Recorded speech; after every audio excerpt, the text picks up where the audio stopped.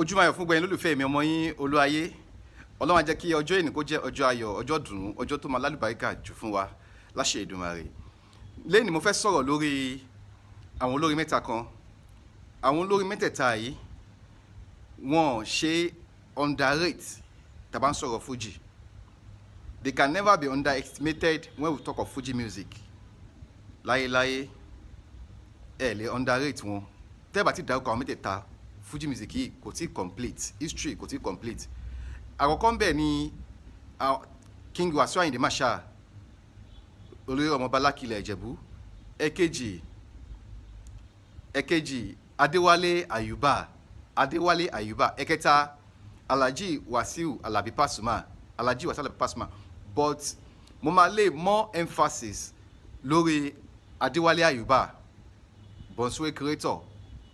Tó pé sẹ́yìn mo ti sọ̀rọ̀ lórí Wasiu Ayinde, mo ti sọ̀rọ̀ lórí Alhaji Wasiu Alabi Pasuma, but ó ní reason mo fi include Wasiu Ayinde àti Pasuma mọ́.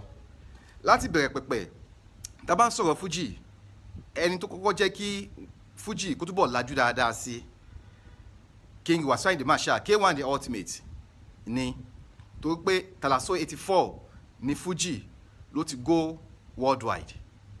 But wá di 1986 yẹn gangan òun ni Alhaji Wasiu Ayinde lọ́wọ́ kọ́ lọ sí world tour, wọ́n lọ sí North America, wọ́n lọ sí Europe tour náà. That was 1986. Alhaji Wasiu Ayinde wọ́n dẹ̀ gba so many international awards both Nigeria and abroad lọ́dún yẹn ní 1986 yẹn, after to release Talaso 84 tí yẹn ti go viral dáadáa. 86 wọ́n bá wà ń query Talaso 84 yẹn, wọ́n lọ sí world tour. So ó wá dórí ADEWALE AYUBA tó bá ń sọ pé ẹni tó tún wá fún Fuji ní facelift dáadáa lẹ́yìn King Wasiu Ayinde Marshal, ADEWALE AYUBA ni o. Tó bá lẹ́yìn tó create another niche fún àwọn Fuji artists tó yẹ kó tún rọ̀ wọ́n lọ́rùn dáadáa yàtọ̀ sí Wasiu Ayinde, ADEWALE AYUBA ni. ADEWALE AYUBA wọ́n release the first record wọn ní 1986 tó pé title ẹ̀ ní Ìbẹ̀rẹ̀. Ṣùgbọ́n debut album wọn gangan tó fún wọn ní fame, tó mú wọn sí limelight, tó yẹ káwọn èèyàn gbádùn wọn dáadáa, wọ́n pè yes ẹni ń kọrin eléyìí tún kọ classical ti ADEWALE AYUBA ó tún yàtọ̀. That was 1991. Ìgbà yẹn bóyá mo ṣe fẹ́ wọ primary school ni, nígbà yẹn máa kọ́kọ́ ka nursery kọ̀ọ̀kan bẹ́ẹ̀, bóyá mo wà ní primary 1 àbí nǹkan. So 1991 ni wọ́n release Bubble. Bọ́mọdé yóò bàbá tó yóò bá rọ̀bá, ẹ lè máa rò pé aṣọ́mọ kékeré tiẹ̀ ní 1991. I was in primary school. Take it to the bank. Ìyẹn fẹ́ yẹn ní mímí o. So 1991 ni wọ́n release Bubble yẹn gangan ló gbé wọn wá sí limelight.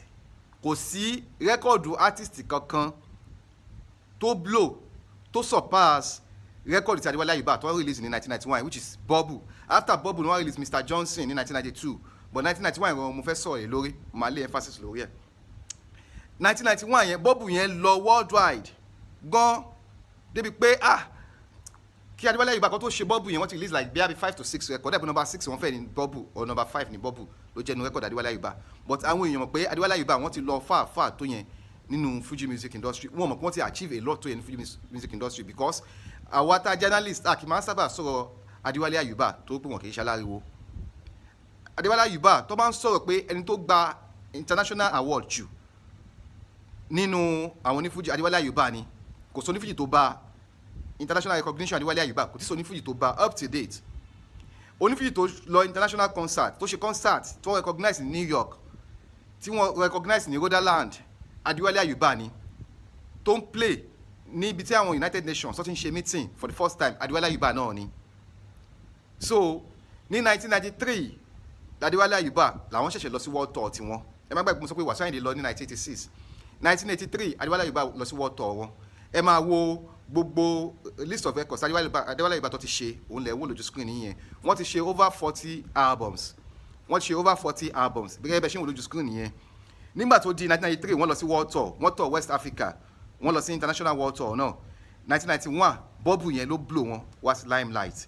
Ìgbà tó di year 2004 wọ́n release Ijó Fuji yẹn náà tún blow lọ, wọ́n tún gba award, wọ́n gba best Fuji artist of the year ní 2004 yẹn. wọ́n gba international recognition in 2004 tó release ijó Fuji láàrin ẹ lè bẹ̀rẹ̀ mọ́lẹ̀ kẹ́ máa jó, wọ́n release yẹn náà gbà yẹn mo rántí dáadáa 2004 mo ṣẹ̀fẹ̀ jáde SS3 ni yíyá tí mo jáde SS3 ni 2004 so bọ́ọ̀bù yẹn mo ní ẹ má gbàgbọ́ sọ pé Adéwálé Àyùbá wọ́n gba international recognition gan lórí bọ́ọ̀bù yẹn wọ́n fún wọn ní best Fuji artist of the year wọ́n fún wọn ní album of the year wọ́n gba Amen award lórí bọ́ọ̀bù yẹn wọ́n gba ó dà pé Amen award náà wọ́n gba Amen award lórí bọ́ọ̀bù yẹn wọ́n gba several awards lórí bọ́ọ̀bù yẹn ní 1991 yẹn multiple awards wọ́n gbà lórí bọ́ọ̀bù so tá bá ń sọ̀rọ̀ eléré Fuji tá bá gbọ́dọ̀ fojú pa Adéwálé Àyùbá gbọ́dọ̀ fojú pa wọ́n rẹ́ especially lórí bọ́ọ̀bù Mr Johnson ijó Fuji Melo àwọn records wọn tẹ́ pé kò ṣe fọwọ́rọ́ sẹ́yìn tá bá ń sọ̀rọ̀ àwọn albums tó tà tó jẹ́ evergreen lágbolé Fuji nìyẹn Melo ijó Fuji bọ́ọ̀bù Mr Johnson mo rántí gbà kan tó yìnbọn lọ́sẹ̀ náà gunshot ó ti pẹ́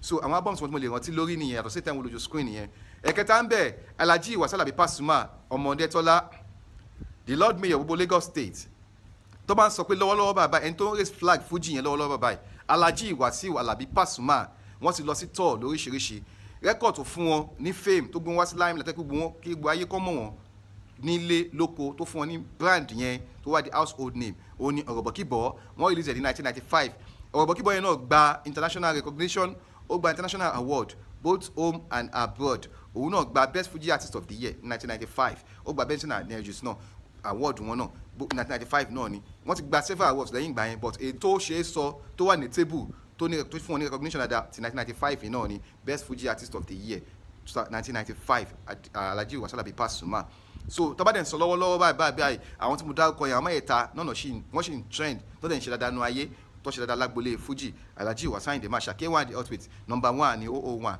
Adéwálé Àyùbá láti 1991 tó ti release bọ́ọ̀bù yẹn wọn ò wá lẹ́rìí ẹ̀kẹta láti 1993 tí Paso ti release recognition 1995 ó fún wọn ní fame ó release Ọ̀rọ̀bọ̀kíbọ̀ up till date Paso ó ṣì ń raise flag Fuji number 1 ni wọ́n ti lọ sí world tour lọ́dún yìí wọ́n ti lọ America wọ́n ti lọ sí Europe wọ́n ti lọ sí UK wọ́n ti lọ sí Germany nínú 2025 tàwa tí mo ṣe fídíò yìí lọ́wọ́ ni so mo kọ̀ wá láti wáyàn náà wọ́n bá díẹ̀ fún wa brief history specifically about Alhaji Adéwálé Àyùbá a máa ń fojú underrate wọn no Adéwálé Àyùbá wọ́n jù bẹ́ẹ̀ lọ wọ́n kọjá bẹ́ẹ̀ onífújì tó gba international recognition jù award tó dẹ̀ play ní concert ní àwọn àwọn ibi tó wà notable places ní America London ní Alhaji Adéwálé Àyùbá ni o kò sí onífújì náà tó ṣe eré bẹ́yẹ tó wọn ẹ ṣé orúkọ mi tí ìpadà mímọ́ yín olólùfẹ́ yín náà ni Olúayé stay blessed see you on this same channel some other time I love you all thank you.